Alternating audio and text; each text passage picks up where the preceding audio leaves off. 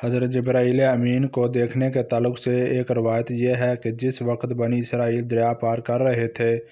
تو حضرت جبرائیل امین ان کی مدد کے لیے اپنے گھوڑے پر سوار وہاں موجود تھے۔ دوسری روایت یہ ہے کہ دریا پار ہونے کے بعد حضرت موسیٰ علیہ السلام کو کوہ طور پر آنے کی دعوت دینے کے لیے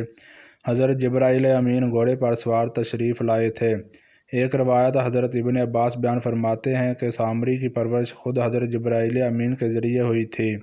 جس وقت اس کی ماں نے اسے غار میں بند کر دیا تھا۔ حضرت جبرائیل امین روزانہ اسے غذا دینے آتے تھے اور وہ ان سے مانوس تھا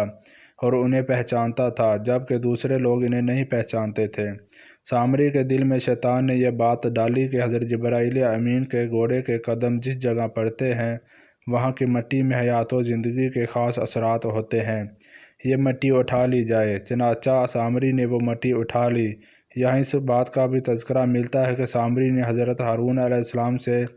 بھی دعا کروائی تھی کہ میں اپنے ہاتھ میں جو کچھ ہے وہ اس میں ڈالتا ہوں، شرط یہ ہے کہ آپ دعا کریں کہ جو میں چاہتا ہوں وہ ہو جائے۔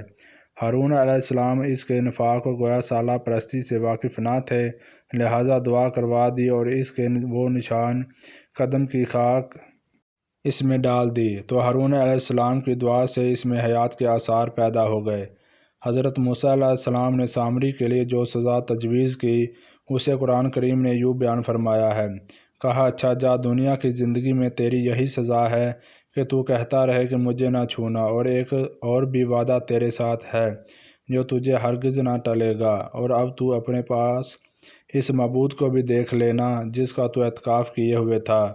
ہم اسے جلا کر ریزہ ریزہ کر کے دریا میں اڑا دیں گے۔ اور پھر ایسا ہی ہوا، وہ ایسی خطرناک بیماری میں مبتلا ہو گیا کہ ساری عمر یہی کہتا رہا کہ مجھ سے دور رہو، مجھے نہ چھونا، اس لیے کہ اسے چھوتے ہی چھونے والا اور سامری دونوں شدید بخار میں مبتلا ہو جاتے، اس لیے جب وہ کسی انسان کو دیکھتا تو فوراً چیخ اٹھتا لامساس۔ پھر وہ انسانوں کی بستی سے نکل کر جنگل میں چلا گیا، جہاں اس نے جانوروں کے ساتھ حیوانوں کی طرح زندگی گزاری اور یہ عبرت کا نمونہ بنا رہا۔ گویا دنیا میں لوگوں کو گمراہ کرنے کے لیے جو شخص جتنا زیادہ مکر و فریب، جھوٹ، فراڈ اختیار کرے گا، دنیا و آخرت میں اس کی سزا بھی اسی حساب سے شدید تر اور نہایت عبرتناک ہوگی۔ بدترین ناکامی کے بعد سامری کا کیا بنا، اس کے بارے میں مختلف روایات موجود ہیں۔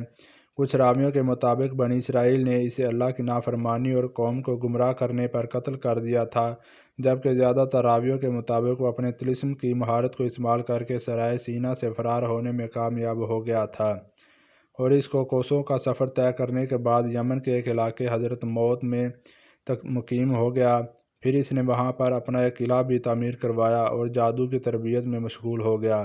آج یہ علاقہ عمان کے شہر صلالہ میں موجود ہے، اور اسی طرح سامری جادوگر کی قبر اور قلعہ آج بھی صلالہ میں ہی ہے۔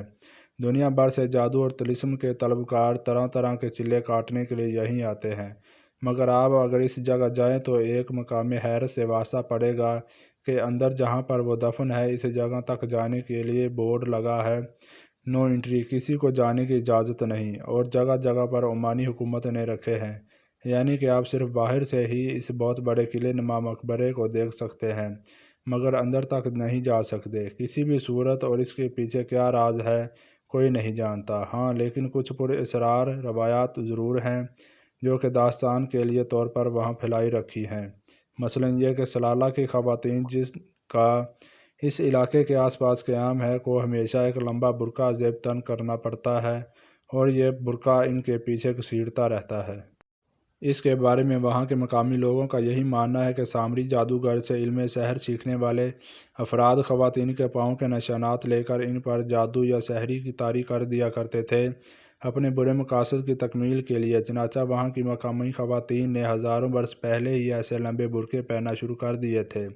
جو ان کے پیچھے ان کے پاؤں کے بننے والے نشانات کو مٹاتے چلے جاتے تھے۔ یہ روایات کچھ قدیم تر گھرانوں میں آج بھی موجود ہے، اور وہ کہتے ہیں کہ صلالہ میں جادو اور سحر کا وسیع علم اب تک کسی نہ کسی شکل میں موجود ہے، اور دراصل یہی وہ شہر ہے جو بڑے جادوگروں اور ساحروں کا مسکن ہے۔ واللہ عالم۔